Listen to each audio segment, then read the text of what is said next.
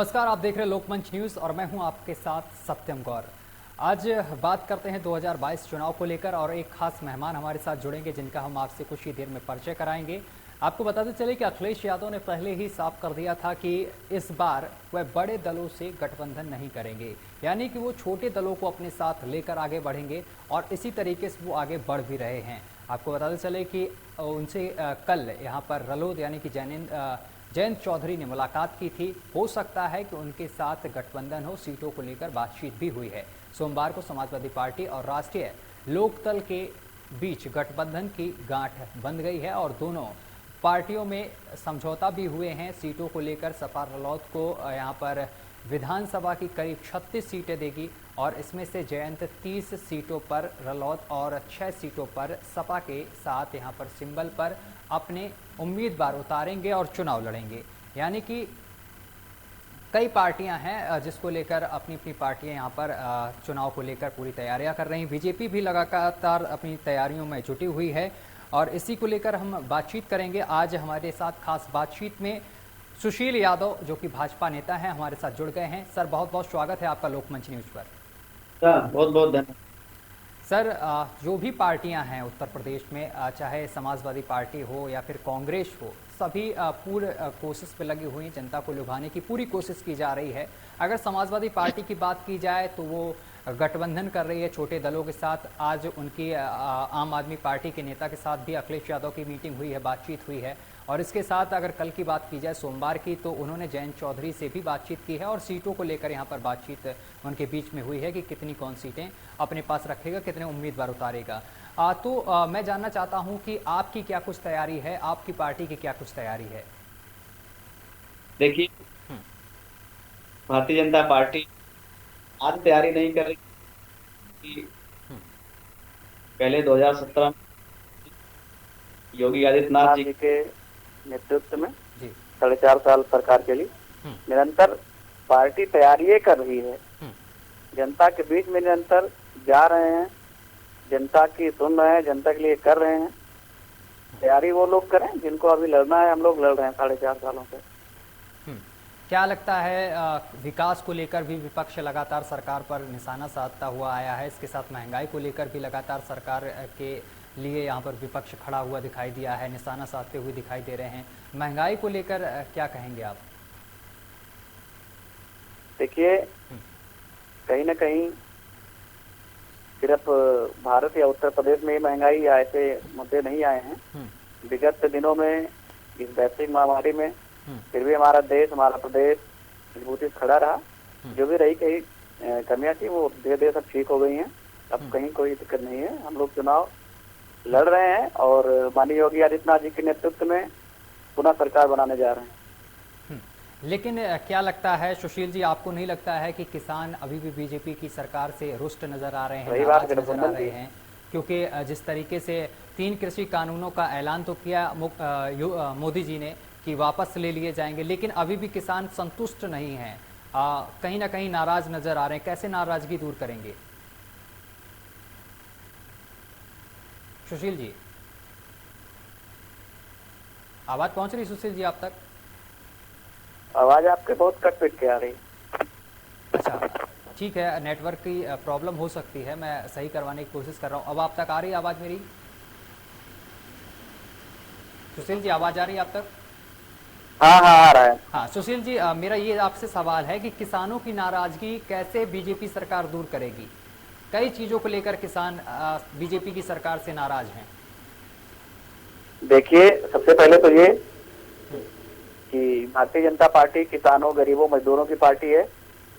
Bharatiya Janata party अपने नाम से ही भारत के जनता की पार्टी है। और रही बात कृषि कानूनों की, माननीय देश के यशस्वी प्रधानमंत्री ने इस बात पे कहा है, लोगों को देखना चाहिए, ये फैसला ले रही है सरकार। वापस लेने का ऐलान कर दिया है, लेकिन लिखित तौर पर किसानों को चाहिए। और भी किसानों की कई समस्याएं हैं, जैसे कि आय दोगुनी, एमएसपी पर कानून बनना चाहिए। कई चीजों को लेकर किसान अभी भी नाराज नजर आ रहे हैं। और राकेश टिकैत ने यह भी तक कह दिया है कि 26 जनवरी तक हम सरकार का जो भी आदेश आएगा उसका हम देख रहे हैं, लेकिन 26 जनवरी तक अगर कानून वापस हो जाते हैं, संसद में रद्द हो जाते हैं, तो हम आंदोलन खत्म कर देंगे, अदरवाइज वो निरंतर कंटिन्यू चलता रहेगा।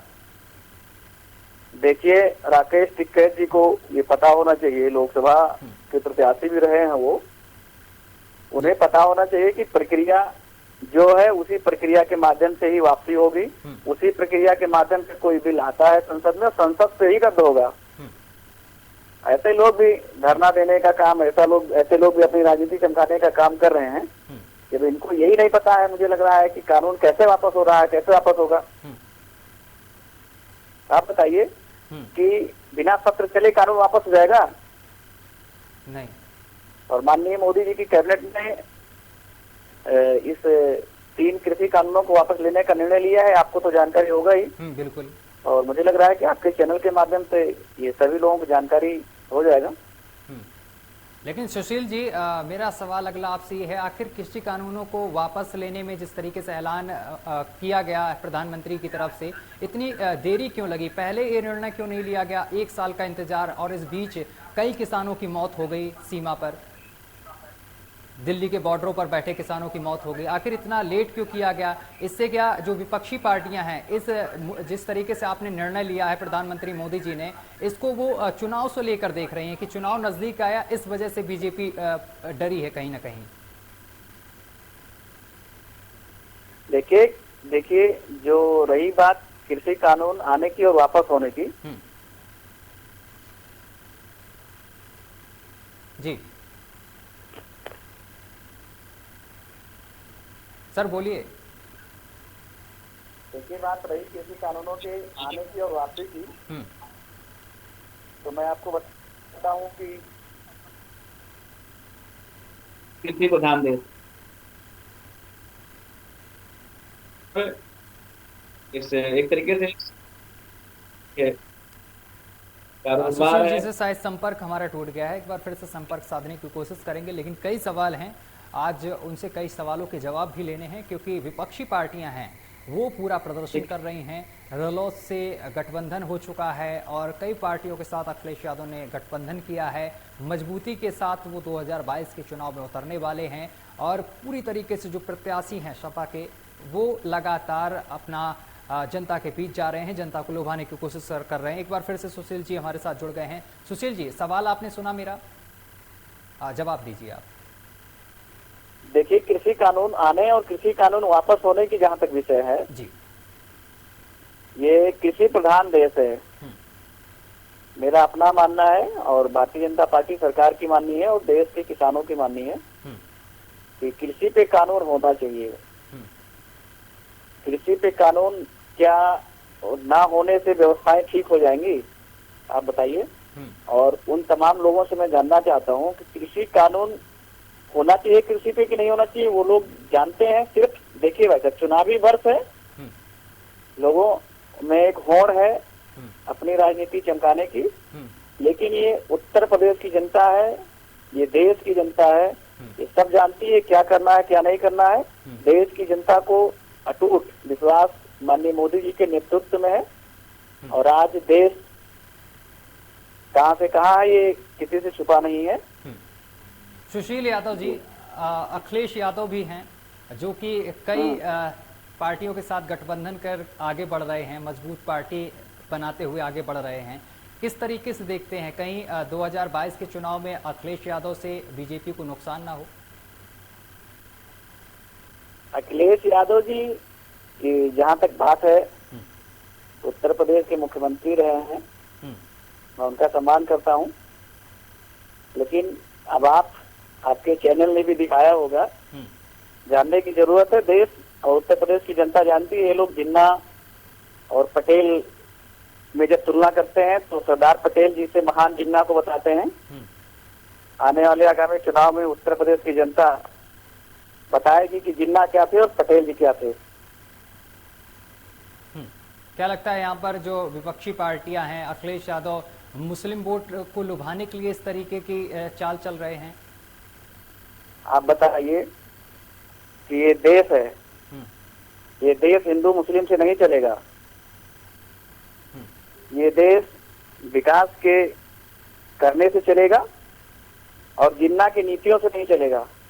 लेकिन ये अखिलेश देश यादव तो प्रत्येक कहते हैं इंडिविजुअल विकास तो चलेगा। हमने किया है, केवल बीजेपी में केवल फीता काटे गए हैं। योगी आदित्यनाथ काम ने केवल बताएंगे, फीता काटे काम हैं। बताएंगे अखिलेश यादव जी के लोग, हम्म। काम बताएंगे कि ये जनहित के काम रहे हैं। उन्होंने कहा एक्सप्रेस वे जो आपने अभी पूर्वांचल एक्सप्रेस वे का उद्घाटन किया है, इसको लेकर उन्होंने सरकार पर तंज कसा था कि कैंची आई लखनऊ से, फीता आया दिल्ली से, इस तरीके को उन्होंने तंज किया था। कहा कि हमारी देन है, लेकिन उद्घाटन करने यहाँ पर बीजेपी पहुंच रही है। तो उत्तर प्रदेश की जनता को बहकाने का काम कर रहे हैं, बहलाने फुसलाने का काम कर रहे हैं। ये उत्तर प्रदेश की जनता है, किसने क्या किया है। माननीय योगी आदित्यनाथ जी के नेतृत्व में सिर्फ पूर्वांचल एक्सप्रेस वे ही नहीं, विकास की एक नई आयाम स्थापित करी गई है उत्तर प्रदेश में। ये उन लोगों को राजनीतिक चश्मा उतार कर देश में देखने की जरूरत है, प्रदेश में देखने की जरूरत है कि कहाँ से कहाँ प्रदेश पहुंच रहा है। ये लोग कहाँ से कहाँ देश विकास के और प्रदेश विकास के गति से आगे बढ़ा है, लोग जिन्ना की गति पे आगे बढ़ रहे हैं। चलिए सुशील यादव जी, आप ये बताइए कि क्या विकास किया है भारतीय जनता पार्टी ने। देश भी जानना चाहता है, लोकमंच के दर्शक भी जानना चाहते हैं। देखिए, मैं बड़े स्पष्ट शब्दों में बताना चाहता हूँ कि जो एक व्यक्ति की मूलभूत आवश्यकता होती है, रोटी कपड़ा मकान, शिक्षा चिकित्सा, इन चीजों को हमारी सरकार मजबूत करने का काम कर रही है और करी है। शिक्षा को लेकर तो मनीष सिसोदिया ने भी कह दिया था कि कंपैरिजन कर लीजिए आप दिल्ली की शिक्षा और उत्तर प्रदेश की शिक्षा पर। आप बताइए, देखिए कौन क्या बोल रहा है, इस पे भारतीय जनता पार्टी कोई ध्यान नहीं देने वाली है। अपने कामों को लेके जनता के बीच में जाने वाले हैं हम लोग। आप बताइए, उत्तर प्रदेश में जब 2017 में सरकार बनी माननीय योगी आदित्यनाथ जी के नेतृत्व में, तो क्या स्थिति रही है। कितने मेडिकल कॉलेज उत्तर प्रदेश में थे, 12-14 मेडिकल कॉलेज उत्तर प्रदेश में हुआ करते थे, और आज कितने हैं? आपको पता, आज पूरे प्रदेश के प्रत्येक जिले में आपको पता होगा। और ये जो आरोप लगाते हैं लोग बैठ के टीवी चैनलों पे जनता के बीच में जाके मंचों से, इन्हें पता होना चाहिए कि माननीय मोदी जी ने अभी विगत के दिनों में भी 14 और 9 एक ही 2 दिन में 14 और 9 जिलों में लोकार्पण शिलान्यास करने का काम किया है मेडिकल कॉलेज का। तो स्वास्थ्य के मामले में और रोडों के मामले में उत्तर प्रदेश के प्रत्येक विधानसभा में जो पूर्ववर्ती सरकारों ने काम किया है उससे कई गुना ज्यादा सड़कें बनाने का काम किया हो, चाहे वो एक्सप्रेस वे हो।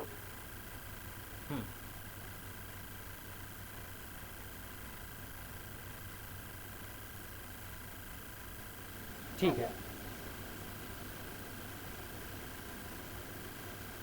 सुशील जी, आवाज आ रही है आपको तक हमारी?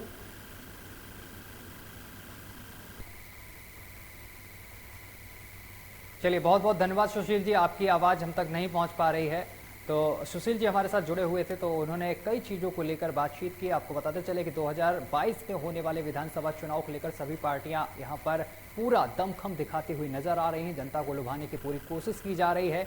बीजेपी के जो नेता हैं, जो कार्यकर्ता हैं, वो जनता के बीच अपने कामों को गिना रहे हैं। काम क्या कुछ किया उन्होंने 4.5 साल में उत्तर प्रदेश में, इस बारे में जनता को बता रहे हैं। वहीं विपक्षी पार्टियां भी जनता के बीच पहुंच रही हैं। कई तरीके के वादे किए जा रहे हैं कि अगर सरकार बनती है या सरकार में आते हैं 2022 में, तो कई चीज़ों की यहाँ पर वादे किए जा रहे हैं। जिस तरीके से किसानों का बिल माफ़ करने का वादा किया जा रहा है, कर्ज माफ़ करने का वादा किया जा रहा है, बच्चों को लैपटॉप देने के वादे किए जा रहे हैं। तो तरह तरह से जनता को लुभाया जा रहा है। लेकिन देखने वाली बात ये होगी कि 2022 के चुनाव की जब घोषणा होगी, उस दौरान किसके पक्ष में जनता जाती है। फिलहाल मेरे साथ अभी के लिए बस इतना ही। देश दुनिया की तमाम खबरें देखने के लिए देखते रहिए आपका अपना चैनल लोकमंच न्यूज।